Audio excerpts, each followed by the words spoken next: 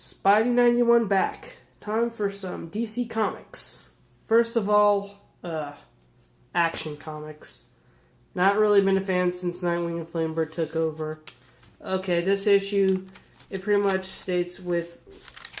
Okay, pretty much all I can say is that now Jax-Ur has created a clone of Rayo and all... Just another a clone, I guess, of Rayo, the god of Krypton.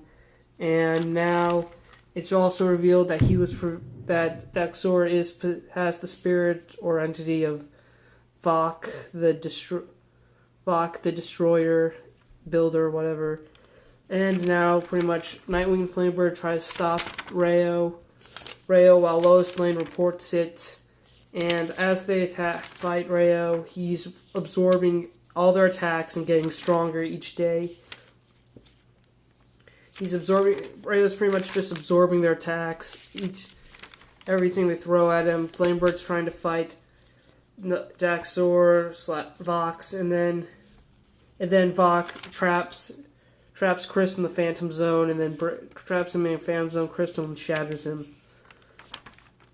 And then Lois Lane decides to place a call to help Chris. And we got the Captain Amco feature, which is just Captain Am going through Skartaris and winding up on Marabi's world, and then talking to the Resistance about attacking the next day, attacking Marabi's castle with the Rebel army. Okay, Action Comics, you're not really missing much here. Okay, okay. I think they shouldn't have put the Last Stand of New Krypton banner on this thing because, well, it generally has nothing to do with Last Stand of New Krypton. Okay, I know eventually they'll be involved with this, but this still just doesn't seem like it's involved in any way with Last Stand of New Krypton, so... Okay. And taking a break from the New Krypton story, Red Robin, number 10. Decided to put this back on my pull list since I have no real idea, just wanted to check out since Tim's back in Gotham.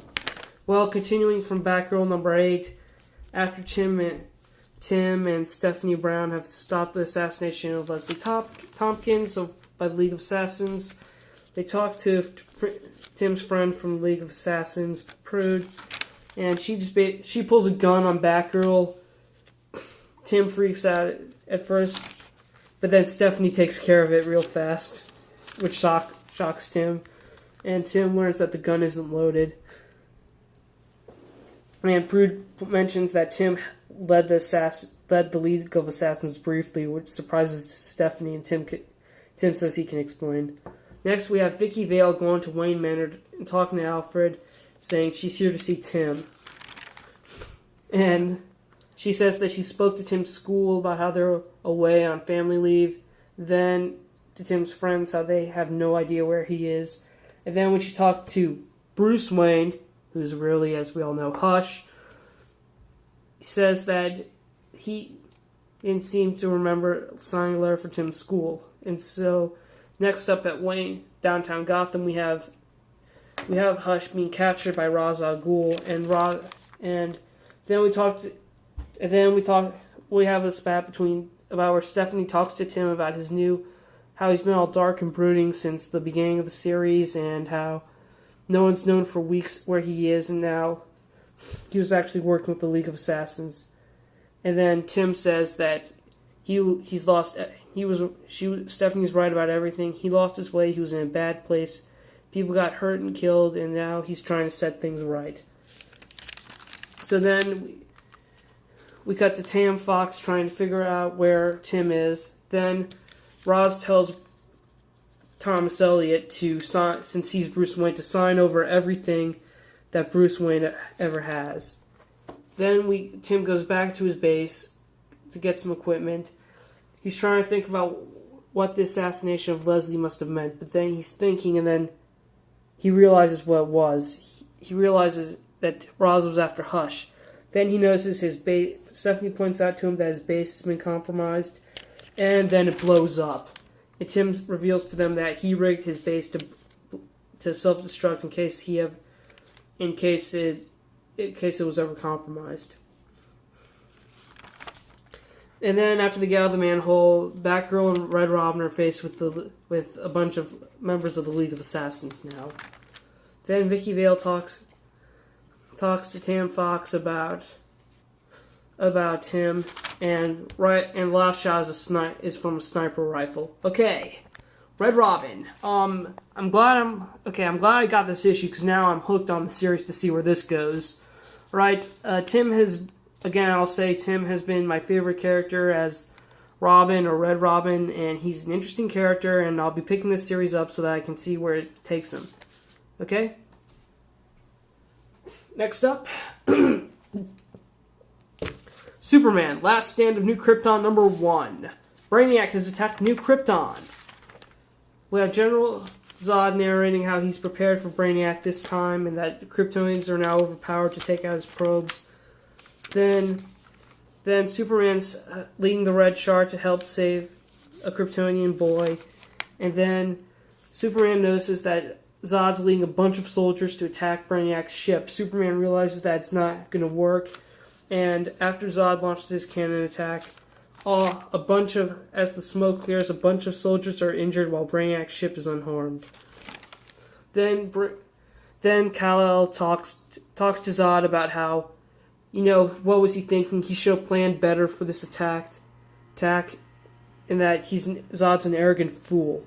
And so Kal basically rips off his badge and leaves. And then he says he quit the tells Commander Gore, and he tells Commander Nar that he's quit the Red Shard, and now that as Kal-El he can do nothing. But now he's going in as Superman. Don't know how he hit the cape under his military uniform, but Superman flies off, takes out some probes. Then we cut to Supergirl fighting some Kryptonian, fighting off more of Brainiac's probes with her mother, which is just a lovely mother-daughter bonding experience. Laura goes to speak to Zod, and then Superman approaches Brainiac's ship, and he knows a way in because Brainiac's force field focuses on one point while most of the other area is weakened. So he focuses on pounding on one point, moving all the energy into one area, while in a split second he flies to the back and gets in. Then Aurora's talking to Zod. Then Kara's worried about the probes are actually winning and beating the Kryptonians. Then she notices that they have red sun upgrades. And then Superboy and the Legion of Superheroes show up, which is just even better to this. Oh wait, yeah, Mon-El's there too. Don't know, just seemed natural to include him with the Legion, but still. So then they take out most of the probes, and then they go to the Legion, and the Super Kids go to talk to Zod. And Zod calls Mon-El Kal-El's little spy, and then he talks to them, and then he says at this moment he needs to see which side he doesn't trust them because he doesn't know what side Kal-El is on.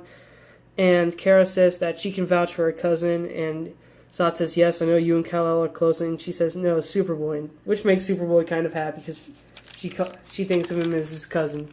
So then Zod tells, so when the Legion is actually here to go into Brainiac's ship and free some of the bald seas that are still up there so that they can grow and populate some worlds that are essential in the future. So of course Zod says that Kara and Mon-El need to go out and help people in the streets. Then Zod orders his guards to arrest Superboy and the Legion of Superheroes. Then Superman's on Brainiac's ship, fighting some probes, gets to Brainiac, but then gets shoot with the kryptonite laser, who's wheeled by, Lex Luthor. And end issue. Superman Last Stand of New Krypton. Great miniseries. I hope to check. It's Superman. It's Lex Luthor and Brainiac versus Superman, Superboy. Well, basically the whole Superman the four main members of the Superman family and the Legion, which seems to be an excellent miniseries, and most of the times may work out well too.